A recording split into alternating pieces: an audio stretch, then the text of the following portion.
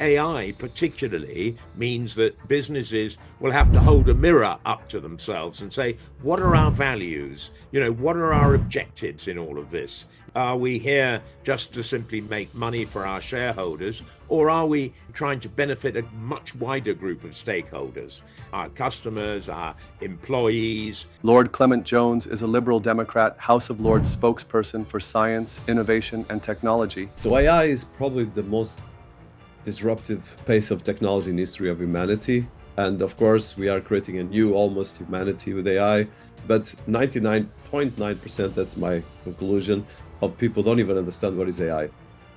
I think we have a duty to make sure that our citizens have good lives and not suddenly replaced by technology. I don't want to find myself in a position is where some sort of agentic AI operated by somebody else is basically subjecting me to decisions or situations which I have absolutely no knowledge of. If you're still exploring how AI and emerging technologies will shape our future, you're in the right place. Subscribe now to stay updated about the latest conversations with industry trailblazers. Gain unique perspectives on how to fine-tune these technologies in a human-centric way. Don't miss out, join the community, and stay informed.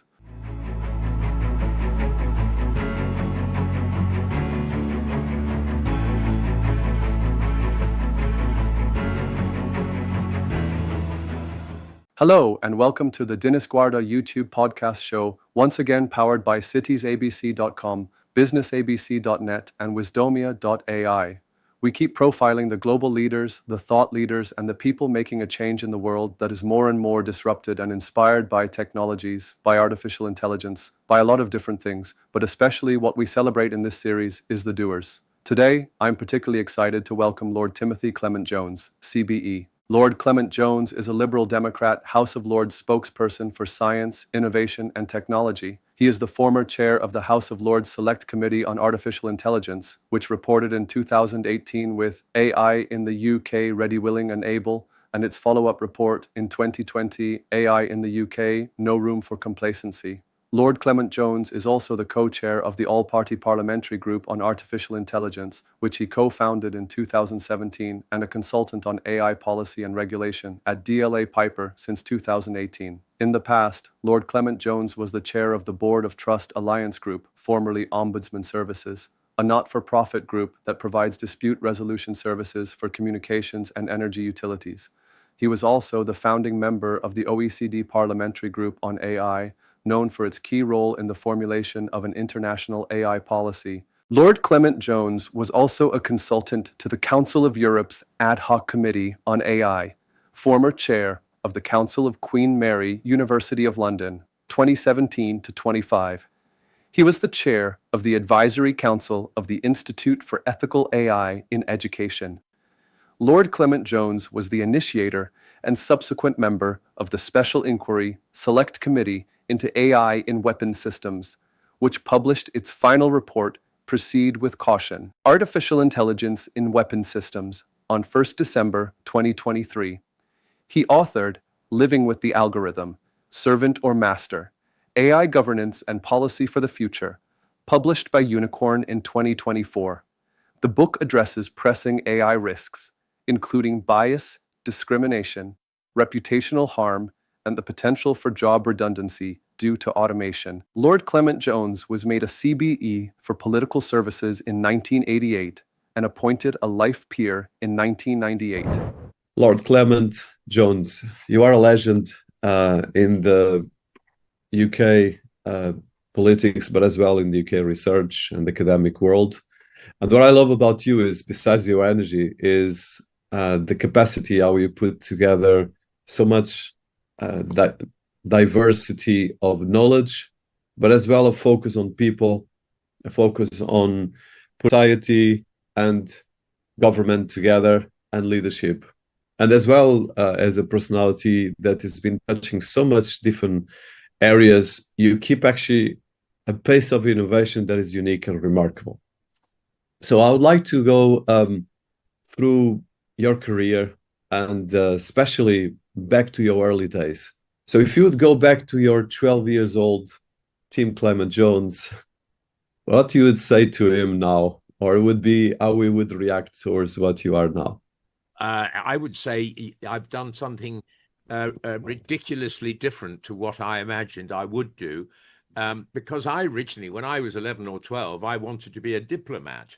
But I think it rapidly became clear that I wasn't very diplomatic. So I think that's probably just as well that I never became a diplomat, because I'm afraid I quite like to express views which may not always, be the same as those with whom I am. And I suppose that's why I eventually became a politician, because I believe in putting one's best foot forward and trying to change things. And of course, compromise is part of that.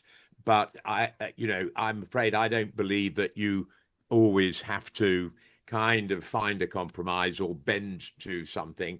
You are quite entitled to have a set of views which you really want to see put into practice. But so I suppose I would say I'm probably rather more fulfilled than I would have been if I'd become a diplomat. That's amazing. And if you would go back to your education, so from your education and from your personal and academic and as well, of course, political career, what would be a couple of moments that mark what made what you are today? One of the things I always like to do is there's always a person, it can be a family member, a mentor, a personality that change or at a certain point mark who you are. And I always like to be grateful as well to these people. I think there are 3 or 4 influences. First, my drama teacher, who was also an English teacher, a fantastic influence at my school. When I was 16 or 17, and I was given parts, on stage, and that helps you grow in confidence and project. And I was a pretty moderate sports person, so it wasn't sport that gave me the confidence. It was that kind of acting background that helped me quite a lot. And then I took that forward into university. I think the next one was just a chance encounter when I had no idea what I wanted to do. And somebody suggested that, being a lawyer was quite an interesting career. And it was quite ironic, really, because I did become a lawyer, but the person who suggested it didn't get his degree in law, and subsequently became a chartered accountant for his sins. So, I always think that lawyer is the first choice, really, if you can do it. And then, of course, I realized, why law is quite fulfilling, why it's actually got similarities to politics in terms of problem solving, particularly in the commercial area. Because, I always thought lawyers just did sort of property and trusts and wills and that sort of thing. I had no idea until I had this conversation that you could be a commercial animal and a lawyer at the same time. And I suppose the next big influence was the former leader of my political party, who sadly passed away a few years ago, Paddy Ashdown, who was a former Special Boat Squad captain, former MI6 member, and then gave it all up. A former diplomat, actually, and then gave it all up to become a member of parliament. And he, fought a seat from nowhere to win it and then become leader of my party when I helped to merge it with the SDP, which is, quite a long history. So that was quite a big thing. And then the other big influence was in business and was about how to get results, I think, in terms of how you achieve certain objectives in politics, strangely enough. He was a very good friend. He was the corporate affairs director when I was the company secretary at Kingfisher.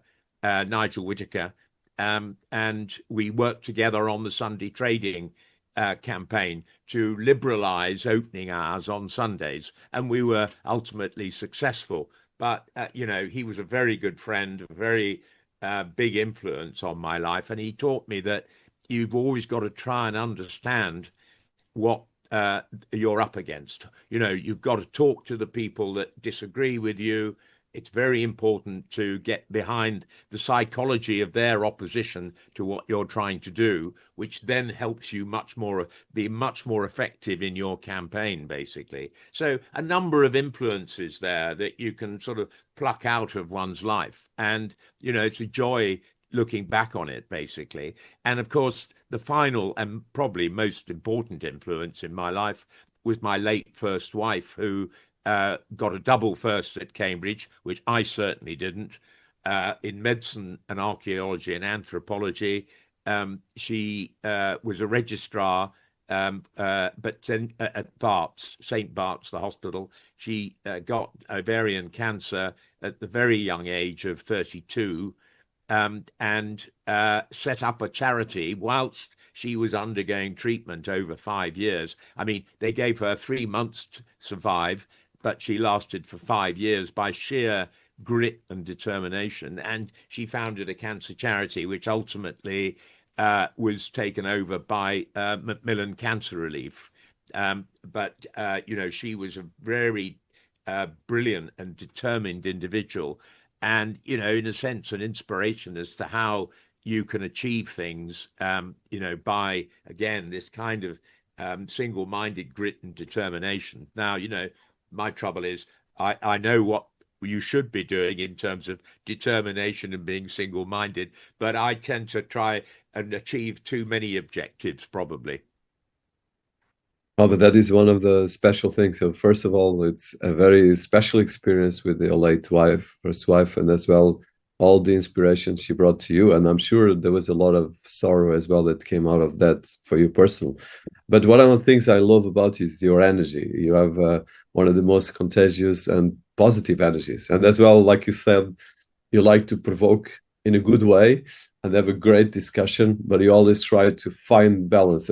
And your career, I think, just for people listening to us, and of course, it's an honor to have you here, is that the quantity of achievements, I think, for a lot of people is multiple lifetimes. And I think in your case, is from author of books to chair of multiple institutions in the UK, from education to government institutions. You are a founding member. You were a founding member as well of the OECD Parliamentary Group on AI. You've been consulting to the Council of Europe's ad hoc committee. So you've been having a fantastic experience, and we go into the politics in a while. And as well, you have been touching a lot of parts between the bridge of politics, education, society, and business, which is just went. So before you go to the politics, how do you bridge all these areas as you build your career from an academic to the legal and then to the politics? Well, I suppose you have to be a little bit selfish in a way, because you only get back from an institution what you put in. So you have to add the energy and the enthusiasm and pick out the things that you really are interested in. So, for instance, I chaired the board, the Council of Queen Mary for 8 years, which was a fantastic experience. But, the thing to do is to plunge in, and, the things that I'm interested in science and technology, the kind of institutions within Queen Mary that I was interested in, I got quite heavily involved, and I got involved with, talking to the people involved in our incubator program as well. And, when I look back at some of the cultural programs that we have, those were very interesting, and the crossover between tech and culture. For instance, we had this extraordinary session run by our academics at Abbey Road Studios, but it was to do with synthesized music and so on. So it was a very it was how we make creation, how we create using technology. And those are the sorts of areas that interest me. And then, of course, contact with the students is very important as well. I mean, understanding, what their aspirations are. And we've got, but we had and still have a very diverse group of students. We're something like 60% Black and ethnic minority students, from many of them from backgrounds in East London and deprived areas, and it's fantastic to see them thriving, because one of the big themes in my life has been social mobility, the desire, and life chances. The reason I'm in politics is because, and stayed in politics, is because, I heard some Reith lectures from Ralph Dahrendorf. He was a philosopher, member of the European Parliament, and so on, and he called them life chances, and that really defined for me what politicians should be delivering, basically. And that's why social mobility for me is an absolutely or the need for social mobility is an absolutely core value. And that's what my politics are all about, enabling people to use all the opportunities available to them and give them the right kind of opportunities to fulfill their talents. Not everybody, it's not about equality, it's about fulfilling what their potential is, basically. And I think that's where I differ from, being a socialist, and I certainly differ from being a conservative in that respect, because I don't believe in the status quo. I believe that, we have a duty to help everyone fulfill their potential. I love that, and it's something that touched me personally a lot. So, politics comes from the Greek word polis, that is city. And one of the challenges that we have now is precisely, first of all, defining politics as technology takes over. And as well, like you said, there's a sense of fulfillment that is very fragmented. And that's why we have so much division and challenges. So as someone that has played a significant role in politics in the UK, and you were as well at the epicenter of the merger of the two parties that are actually the third biggest party in the UK, and leading the formation of the Liberal Democrats, can you share this experience that you touched about the fulfillment, but as well the key moments or challenge that you went through doing that, and as well keeping this political journey that you've been having for decades and that you keep with so much passion, but as well so much focus in getting things done? Well, I was a conservative for at university. Effectively, I belong to the Conservative Association. I've never been a card-carrying conservative, but it became very clear after university, after the kind of rather cocooned life of a student, what life is all about. I started my training as a lawyer in a city law firm, and then there were people who volunteered at the new law centre. The first law centre, the North Kensington Neighbourhood Law Centre, which was then, North Kensington now is much more gentrified, but in those days it was, quite a deprived area. And so Peter Candler set up the first law centre in 1970. I started my training at law firms at Coward Chance, as it was called in those days, in 1972, and I started working as a volunteer once a week in their law centre, and that showed me, housing problems, post-Rachman social security problems, all kinds of issues, in the housing problems alone, in terms of people being unlawfully evicted or having their rent hiked, or this was an experience well beyond anything that I from a relatively privileged background had come across. So that altered my politics completely, and that was another reason why I joined the Liberal Party in those days, because their then leader, he hadn't been taken to the Old Bailey and accused of complicity in murder, or in not, I think it was attempted murder in those days. But Jeremy Thorpe was quite a big influence, and he was a very successful leader of the Liberal Party until all his sort of background came to light, basically.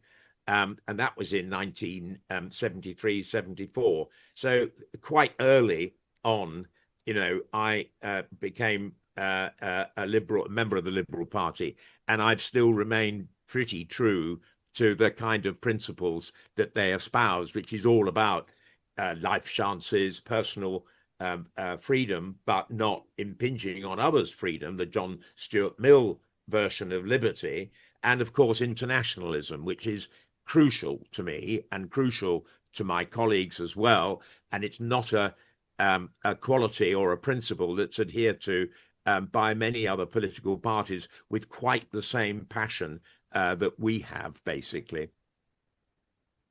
So And we have a very strong view about the role of community as well. And that brings, I think, to the fore the point that you made, that it's all very well, having our own idea about self-fulfillment, but that self-fulfillment needs to be done within a community. And that's where you get the importance of social cohesion from as well. That's very important, and it's one of the things I want to highlight in this interview is the work you've been doing for that sense of responsibility towards the community, which is the true meaning of politics. Although the word politics is probably a bit not in its best moment, let's put it that way. And as well, we are going through a lot of division. So your career, like you said, from legal to politics, you've been as well a fantastic force of nature for the balance between innovation, technology, society, and as well education as well. We've been involved with a lot of major education institutions. So from this time as the Liberal Democrat spokesperson, and as well the work you've been doing in terms of digital, as you were the chair of the House of Lords for Select Committee on the Artificial Intelligence, a lot of different roles. You've been right now from all this experience and the life of activities in different areas. We are right now in a stage of time where technology is radically changing the world. And there's as well a big shift still how we look at innovation, regulation, and technology, and how this affects our society. Because, for instance, most of politics nowadays is done with technology, is done with digital, for good and for bad. And we have quite a lot of radical experience around the world of the capacities and risks of technologies. So your experience and life of achievements in a lot of this work of pushing society and as well all the different areas, how do you see this from your Liberal Democrat work as a politician to as well your more recent work in terms of putting all of these things together and reflecting on this and making it happen in society? Well, I think what brings it together in a sense is a sense that if society is going to function properly, you need a sense of order and you need a sense of fairness as well. And, for my money, you don't have just a sort of cowboy arrangement where anything goes. I mean, to me is a reversion to the 19th century. Now, it may have been, fine for some people to look back and think, oh, wouldn't it be lovely not to have regulation over consumer issues, manufacturing, chemical use, and so on. But we have all of those. We have regulations over driving cars and manufacturing cars and so on. And they've all led to innovation and development, but innovation has to be of the right kind. And this idea that somehow regulation is the enemy of innovation always seems to me not really to tell the whole picture. Because what kind of innovation do we want? We want innovation that represents progress for humankind. I mean, if we're not in the business of innovating for the benefit of humans, who are we regulating for? Or who are we innovating for? And therefore, we have to regulate to make sure that we are benefiting humans. And we do that by assessing the risk of what we're doing in a pretty, sensible way. We're not clamping down on things, but by assessing what the risk of what we do when we develop things like, large language models in AI, whatever it may be, we need to know, what the risks are, and if they're very high risk or they infringe on people's human rights, for instance, surveillance technology and so on, we need to make sure that people are aware that they're breaching the regulation or legislation that we put in place. So, I don't have a problem with that. What I do have a problem with is people thinking that, oh, we don't know what the risks are. It's far too early to start regulating. We've got to wait.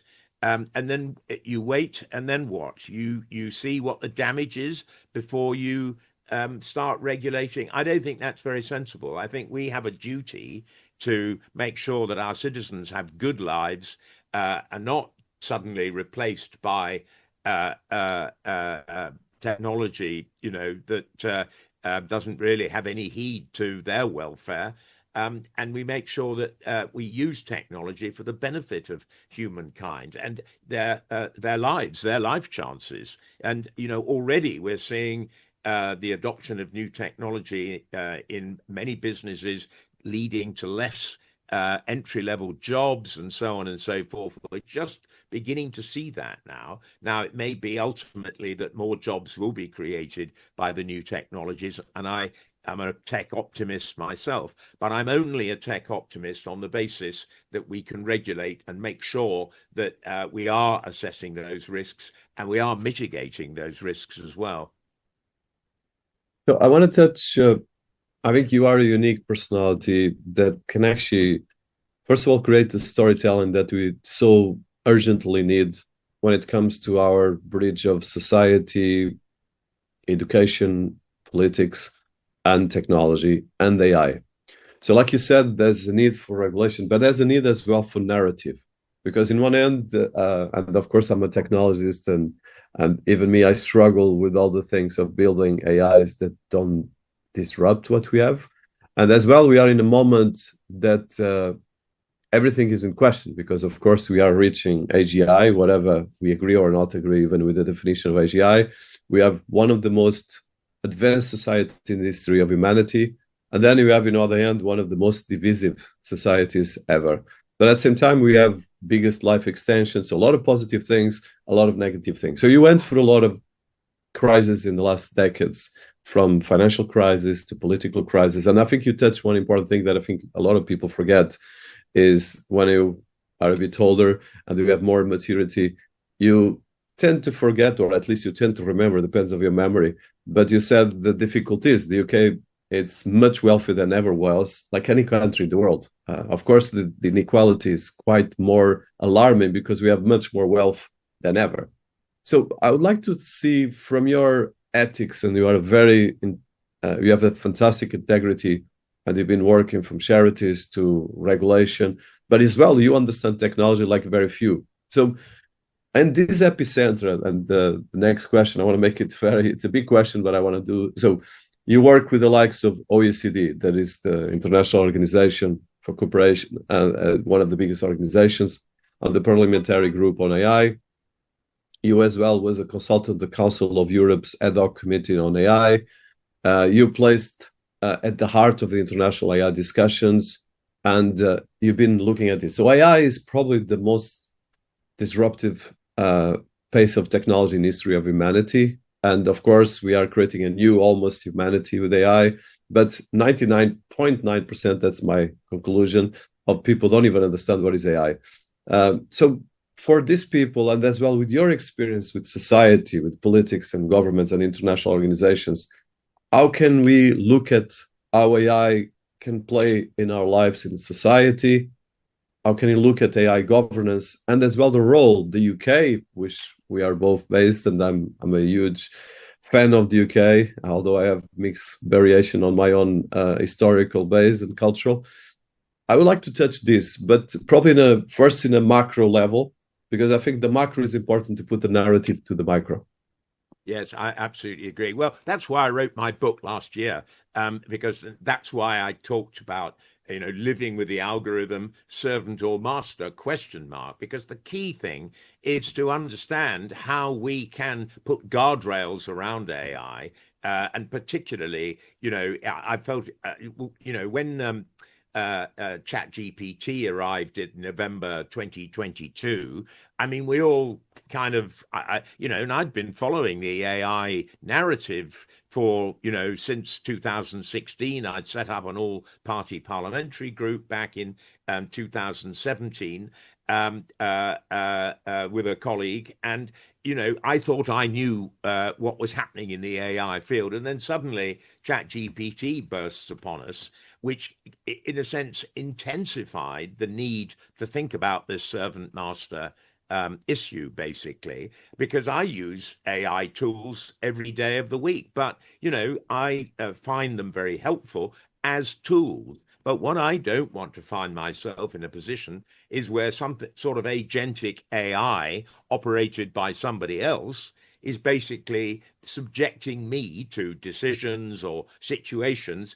which I have absolutely no knowledge of, i.e. there's no transparency, and I've got no ability to complain or get redress or whatever it may be. So I think it's really important that we understand what the rules of the game should be. And at the moment, apart from data, there are no real rules of the game. We have some equalities legislation, which is quite difficult to enforce for an ordinary person. We have data protection legislation, which is probably a bit easier because you can make a complaint to the Information Commissioner, which is not too onerous. But nevertheless, you don't know half the time what AI is being trained on, if your government department is using it.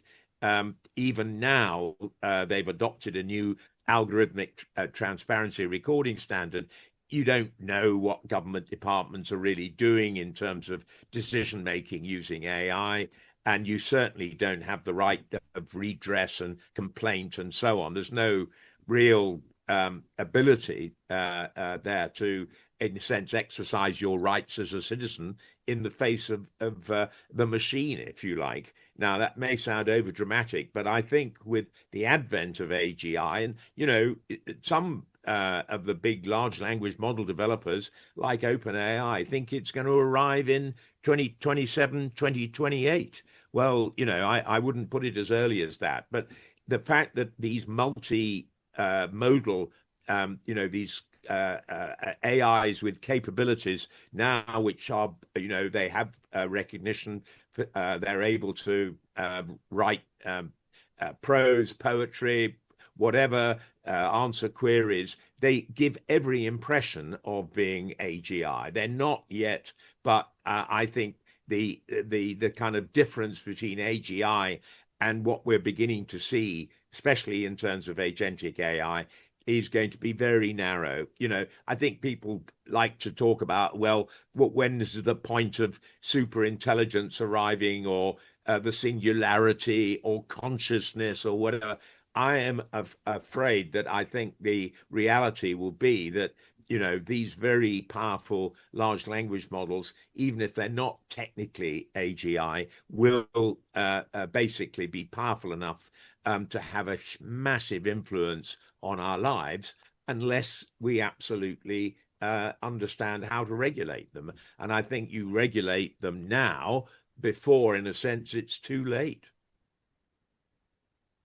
So let's touch this, because you mentioned a lot of important things. And for me, the biggest challenge is that people don't understand. Like you said, we're talking about AGI, you and me, but most of people don't even understand what is AI. And for them, AI doesn't really means anything but just a kind of a cap of tools that can improve, or some questions you can ask in a chat bot. So as a lawyer and as a politician, you have both deep experience in the legal and political realms.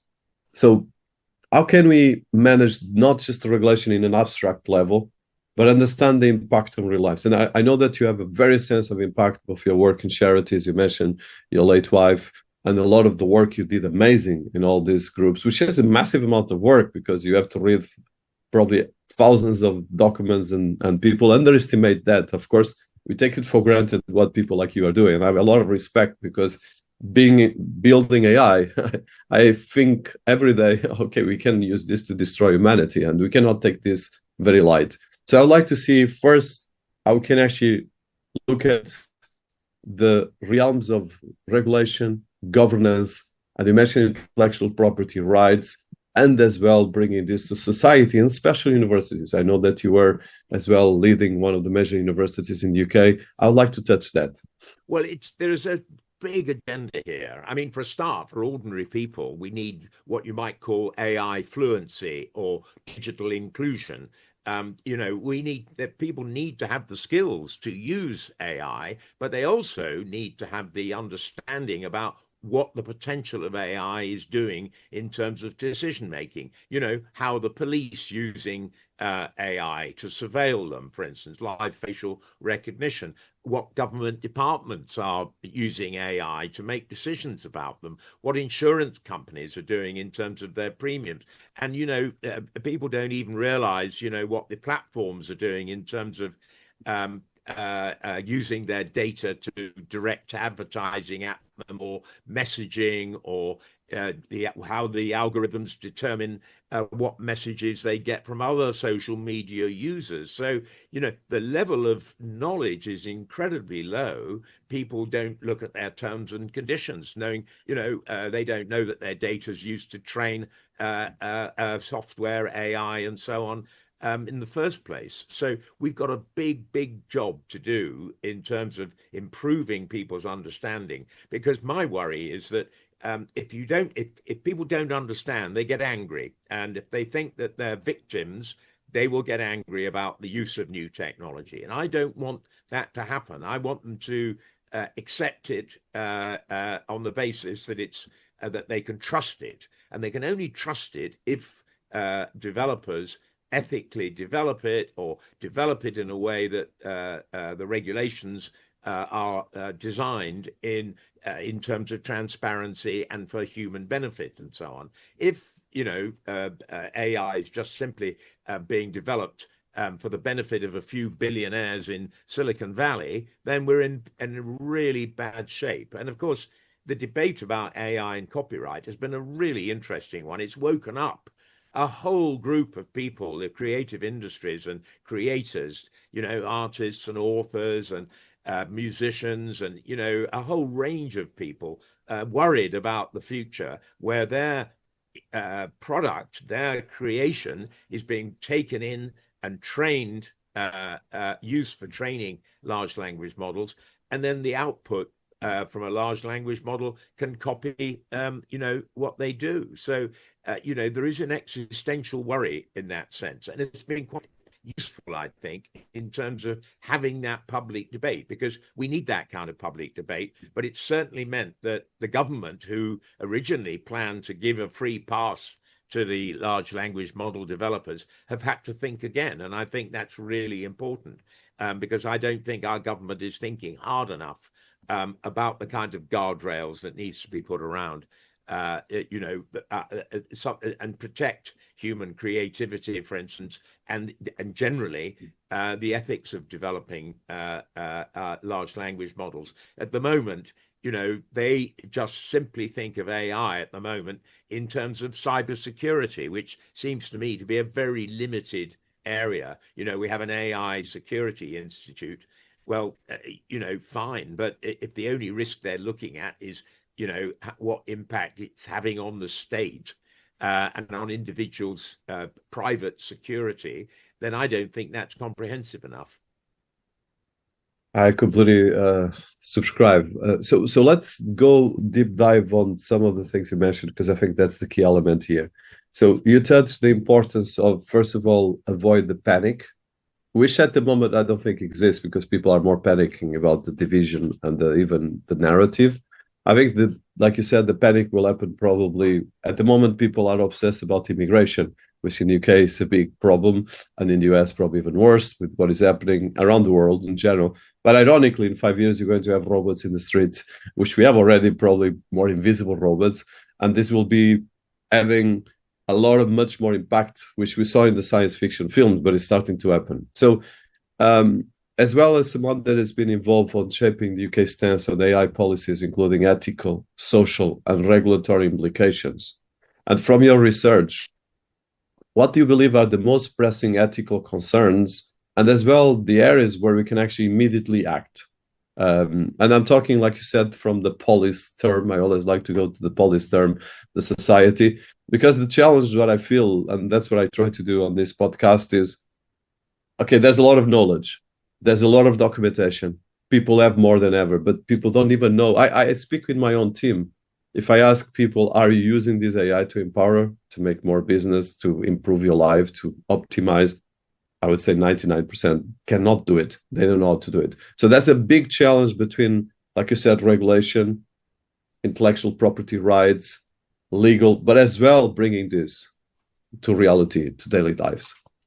Yes, I mean, I'm a great believer in using AI tools for my own productivity, which is incredibly helpful. You know, being able to summarize documents and, you know, in a sense, do first draft speeches and replies and do research, you know, not just using Google, I mean, is incredibly helpful. So it certainly made a big difference to my own political and business life. But there are these risks, which you absolutely rightly mention. It's things like the things that I worry most about are things like bias in decision making, you know, using the wrong data to train the models leads to bias in and discrimination. I worry about deep fakes. I worry about algorithmic distribution of misinformation. You know, there are quite a large number of, and I do worry about job loss. I do worry about the impact on jobs, which is, if you like, probably the biggest existential risk. I mean, I take some comfort from the way that the motor car, the automobile, was developed. You know, if you look at 1903, there was the photograph in Fifth Avenue of nothing but horses and carriages, basically. 10 years later, you look at a photograph of Fifth Avenue, 1913, and it's all automobiles except one horse and carriage.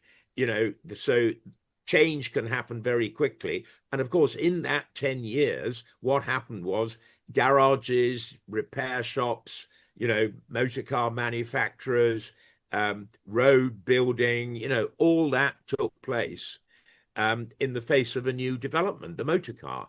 But, you know, we aren't yet seeing what the new jobs are going to be over the next 10 years. What we are seeing is that substitutional effect.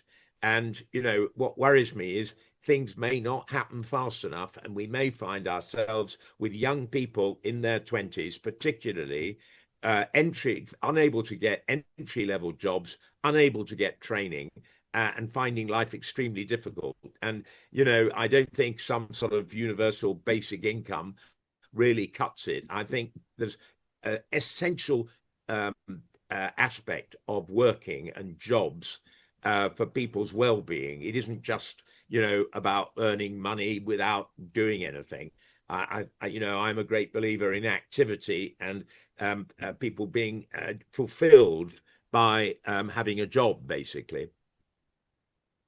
So this is a key element that I think is not touched enough, and I think you can touch it in multiple layers. So you touch cybersecurity, the challenge with deepfakes, there's ransom attacks, there's dark web, that's jobless, which most of actually Anthropic recently just highlighted that minimum we're going to have 20% unemployment, whatever we like it or not. And this is a big risk because ironically, more than probably African population is around 20s, Asia is around 20. So actually probably 60% of the whole population, I don't remember the exact numbers now, is actually quite young. So ironically, the 9 billion people that we have, or 8.5, we have a huge young population. So as someone that has been on the leadership of AI governance, and I want to touch one specific thing that a lot of people are talking about, but no one is doing anything about it. And I'll use myself as the victim because I actually have been a victim of that. And a lot of people, it's not just me, and I'm actually quite privileged because I know how to defend myself, which is not the case with most of people. So for instance, you mentioned deepfakes. So even less than deepfakes, we have the case, for instance, in my case, that I have accounts in social media where people pretend to be me, and they go and abuse other people. And it's not one, two, and even I am verified and I have 2.5 million followers. I have this happening. And I cannot do anything to take it down. And I know that some of these accounts have been abusing people.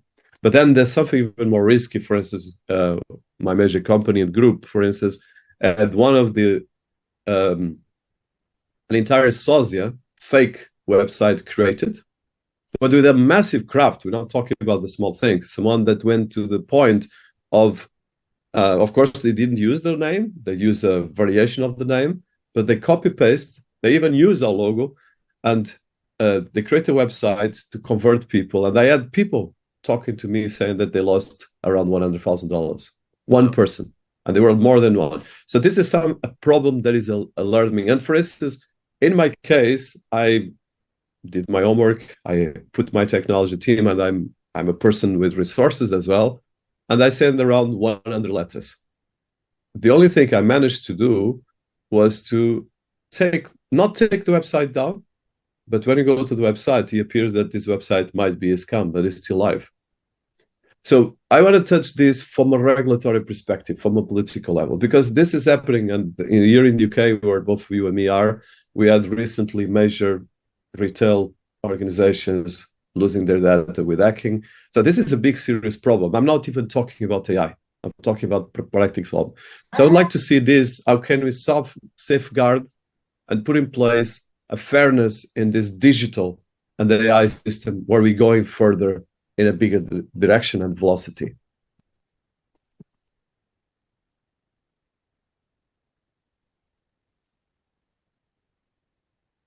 Sorry, something, a glitch happened there, Dinis. Can you hear me still? Perfect now. Perfect. Oh, great. Yes, I mean, I agree. I think you have to be agile in your regulation, and when you get issues like that, for instance, it's like a kind of identity theft, effectively, that you've been talking about. I've tried to get an offence of digital identity theft for the last 5 years. I've put forward amendments to virtually every digital bit of legislation, and government still doesn't believe that this is the gateway to fraud, because that's exactly what it is. Their argument is, oh, when people commit fraud, then there is an offence of fraud. But stealing somebody's digital identity is often the very first thing that happens, and then economic consequences flow. And you should criminalize that at the very first point when you know that your identity has been taken away. So I'm absolutely with you on that. And whether it's a corporate identity theft or a private individual identity theft, corporates in law have personality. So you would be able to invoke that criminal offence if it existed. But what is so annoying, it was recommended by a select committee 5 or 6 years ago. I've pursued it. A few other people have as well. But it's a classic example of government not moving fast enough. And I find that all the time. I find governments don't move fast enough in terms of, AI in the workplace, for instance. I think there should be a risk assessment before it comes into the workplace. I think, for instance, people who work in businesses which are driven by AI, the gig economy, if you like, they need a greater degree of protection, because effectively it's the algorithm determining their performance. But governments, this government, like the last, hasn't really woken up to the issues, and let alone the broader issue of how to regulate AI in terms of risk assessment, international standards, and so on. So, I think we're well behind the regulatory curve.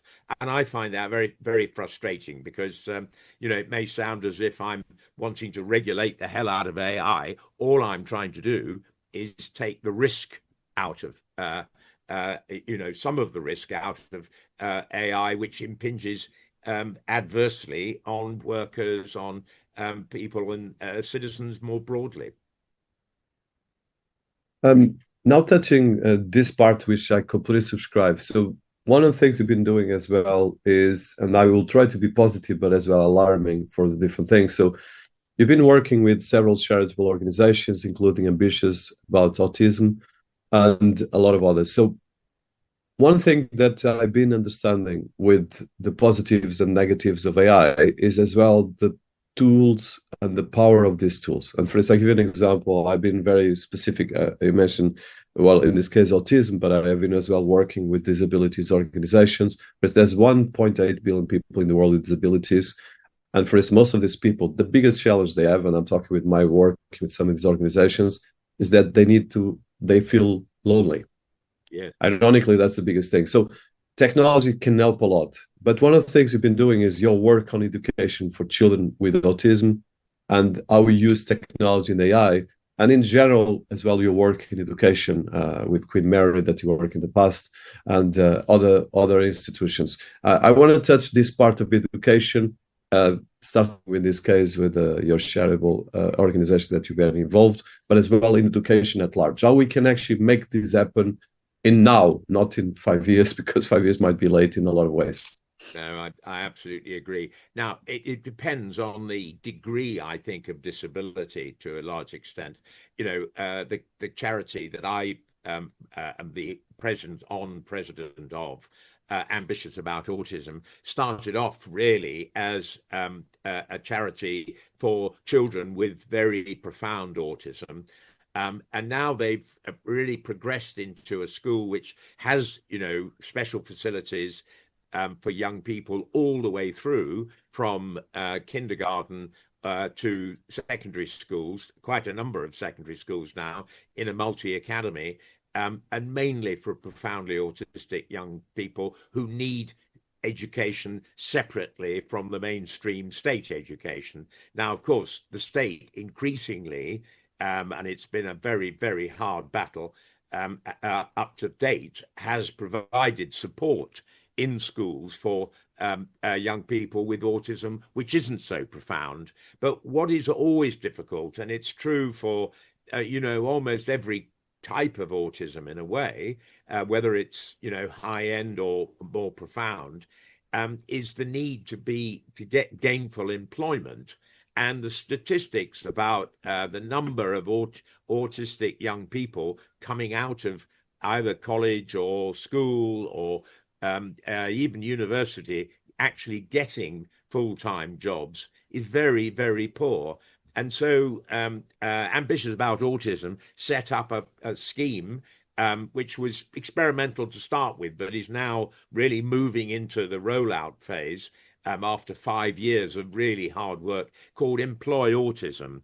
And we're penetrating almost every sector. You know, we've got into the insurance sector, financial services, the civil service, particularly, the creative industries, and we're beginning to, get real traction from big employers who've supported us, who provide internships, which then lead to employment for the majority of these young people. So it's been a fantastic scheme. And we've had a great deal of support from employers because they don't realize just how useful some of these young people can be, what skills they've got. You know, there's a kind of stigma attached to it. So I'm, we're nowhere near, big enough in numbers, but we've had several thousand young people go through now after 5 years. So we think that this is the future, basically. And I chair the development board for Employ Autism, as well as being president of the charity. And it's one of the most important things I think that I'm involved with. It's very special. And just for people listening to us, so in the UK and worldwide, autism or autism spectrum disorder, ASD, is recognized as one of the very important topics that is key for society.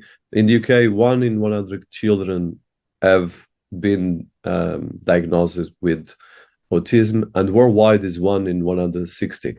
So we're talking about millions of people. In the UK, it's close to 1,700,000 approximately. And in the world, we're talking about millions. And this is a very big, because it affects families, it affects, and there's different, of course, variations. I'm not the expert, you are, but I believe as well in these things, we can make a lot of difference. And kudos to your work on that, which on the top of all the things you're doing. So I want to go back to your book and to your research. So living with the algorithm, which you mentioned before, you explore the complexities of AI governance. And as well, like the title mentioned, living with the algorithm, so living with all these things. So what are the messages that you hope, first of all, people will put all the links to the book. I would suggest people buy the book, try to get information about the book. I'm sure everyone can afford. If not, there's enough information on the internet. But first thing is, what are the messages that you hope readers can take away regarding the power of AI, especially in areas of job automation, data privacy, and social impact, which are key areas that we touched before, but we didn't go deep dive in each of them? Well, it's really, in a sense, the book is all about governance more than anything else, because where regulation takes place, that's fine, but you only really need and want to regulate in the acute areas, for instance, where it's high risk. But generally, I believe that business, in governance terms, has a duty to understand the impact of the AI that it introduces into its business. And, for instance, whether it's going to substitute jobs or it's going to augment them, whether it's going to improve the quality of the job when it's being done. And it has to start at the top as well. So, the kind of corporate governance aspects for me are extremely important as well. And I think the other aspect is, I think people in business need to understand what skills they're trying to bring on board. This isn't just about people with science and technology skills. We need people with critical thinking, because when you have an awful lot of things done for you and content provided, you're going to have to exercise your human judgment about whether it's correct, whether to use it or not, what kind of decisions flow out of it. Judgment and critical thinking is going to be really important, and those are very human skills. So employers have to really make choices, and I think that AI particularly means that businesses will have to hold a mirror up to themselves and say, what are our values? What are our objectives in all of this? Are we here just to simply make money for our shareholders, or are we trying to benefit a much wider group of stakeholders, our customers, our employees, and when we do that, if we do want to benefit them, what technology we're going to adopt in all of this, what values are we going to adopt when pursuing our goals. So, I hope that AI will, in a sense, make business rather more reflective about what their purpose is and how they go about their business. So I have the book here for people listening. I just want to highlight, and I've been privileged to talk with you in multiple areas. So in the final part of the book, in your concluding thoughts, you highlighted that 2024 the book says is a record year for elections across the globe, with over 2 billion people going to the polls. With fresh electoral mandates, we hope that governments across the world will seize the AI regulatory agenda and identify the key areas for action, such as the legal gap, where a duty of explainability and transparency or accountability should lie, or where there should be greater protection of intellectual property and more effective prevention of misinformation and deepfakes. That, combined with international agreed standards for AI systems, would, we believe, provide the necessary certainty and confidence for citizens and business alike in the beneficial development of AI going forward. And as we go forward, however, it is worth remembering that humans have met the challenge of change effectively before. And I love that you highlighted, to finish, after all, it was Heraclitus, the ancient Greek philosopher about 2,500 years ago, who observed that change alone isn't changing. So I want to touch this quote, if you could elaborate for people listening to us, and it's a wonderful book but as well, this part of the change, and as well, 2024, it passed for the year. And unfortunately, some of the conclusions have been quite disturbing in a lot of ways. There's a lot of work to be done. So passing the word to you on that, if you could highlight some of your thoughts. Yes. Well, of course, 2024 was a major year for elections. And we were concerned about the possibilities of misinformation, disinformation. And of course, the thing about misinformation and disinformation is you do not know quite often what influence it has. I mean, we still do not know how much Russian influence there was on the 2016 election in the States. We still don't know what impact misinformation and disinformation had on the Brexit decision back in 2016. So, in a sense, it's probably too early to say whether or not we can breathe a sigh of relief about 2024. We had some deep fakes. We had the the Slovakian president, I think, had a deep fake, and he lost the election, and somebody else came in. So you could argue that that was an impact. But a lot of the election passed off without people jumping up and down and saying, there's deep fakery here. So maybe it was because we were very conscious that there could be, that it didn't happen. So I suppose you could say that that is a good thing. But we don't have nearly enough protection in election law in the UK to this kind of deep fakery. And various suggestions to government in terms of watermarking and so on and so forth, making sure that you know what the provenance of some of this information is, fact checking, a whole bunch of things. There are organizations like Full Fact and Adobe with its content initiative, content authentication initiative, which, it's really important that we develop more tools to help people understand where they're getting the information from and whether or not it's accurate.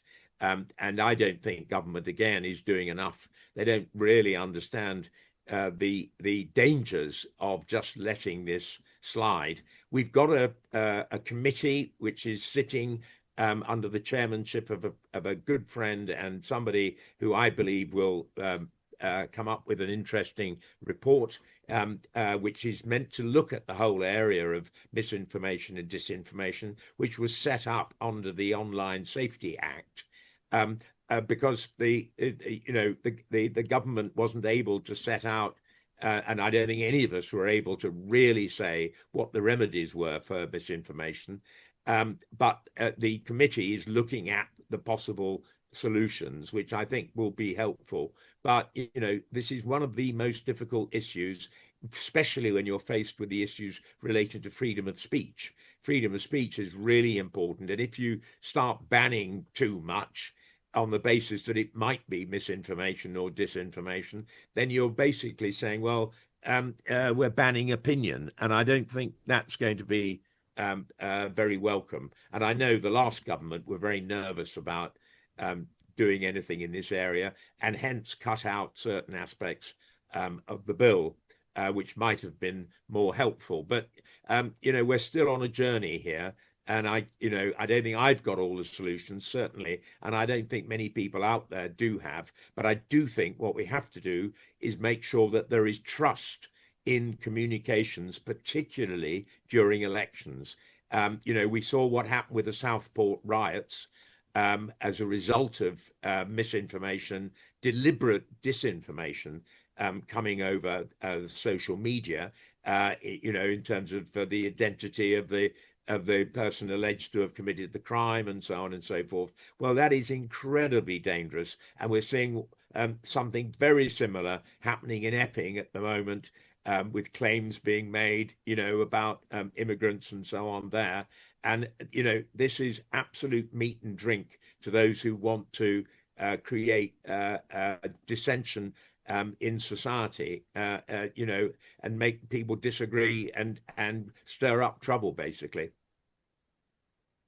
So I'm cautious of time, but I have two more questions. So one of the things on your book that is key is that, and I go through your preface, is the intention of this book is to bring together a practical framework which distills many of the key insights from these approaches.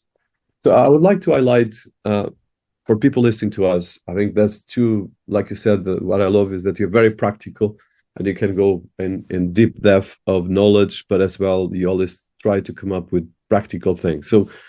So for people listening to us, probably I have young people and as well a lot of professionals around the world and academics and startups and accelerators and so forth. What would be the framework that you recommend? First of all, with your wealth of experience, but as well with the pragmatism of someone that achieved a massive impact in the world. Because I think one of the challenges that I always try to do is that definitely I feel there's a big challenge that people become cynical, point one, and then they don't believe, like you mentioned, you need trust. And second is they become, I think there's the concept of digital obesity, that you get all of this, you get overwhelmed, and then you don't know what to do. And you end up actually in Facebook or in any crazy Instagram or worse, wasting all your time without using your energy for anything impactful.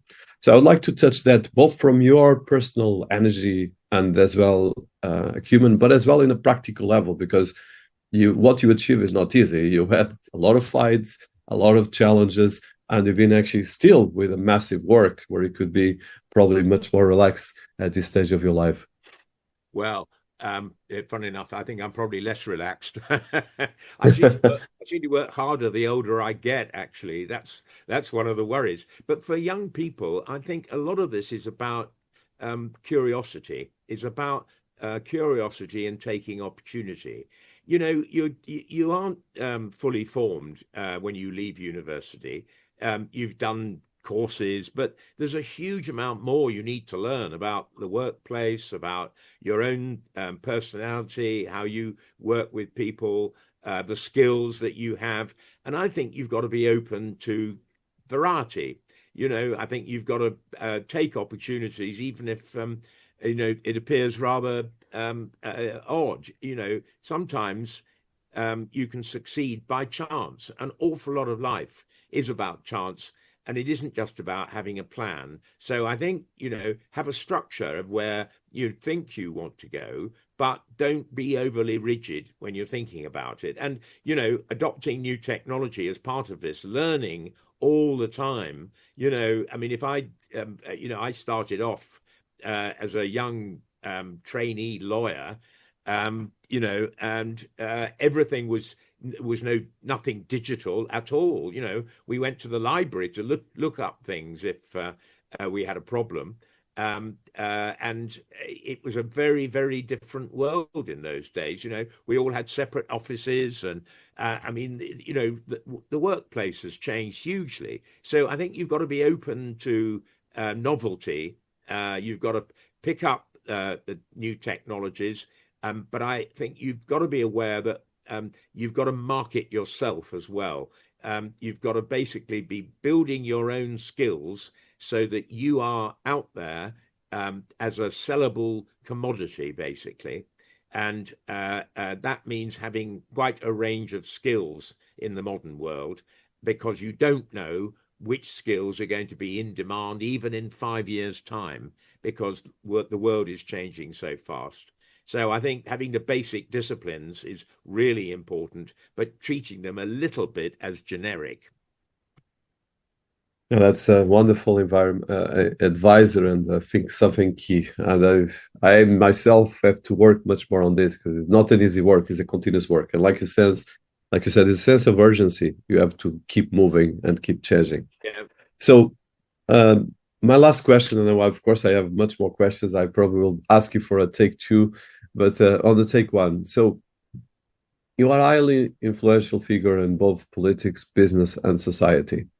You have been as well a person of walking the talk, and as well someone that has been making a substantial challenge and change in society for good. What advice would you give to the next generation of leaders, especially young people, but as well leaders that are working on these immersion technologies like AI, blockchain, and a lot of others? and especially the young people that are trying to be leaders or are trying to get on this, which is partly my audience. And what not only what advice, but what are the qualities and the homework that they have to cultivate to navigate both the ethical, the work endurance, and the governance challenges that we have ahead of us. I think you've got to stick to your values. I mean, it's very easy for people to say, oh, well, we live in the modern world, you know, we're all adapting to new technologies. We have to basically value human endeavor and the quality of human life and the value of human creativity as well. And, you know, what we have to do is make sure that we're trying to build a fair society. And I talked about life chances earlier. I'm really keen that people take advantage of those life chances. You know, sometimes people have that education, and yet they're not really using it. They're not getting out there and benefiting society in the way that they could.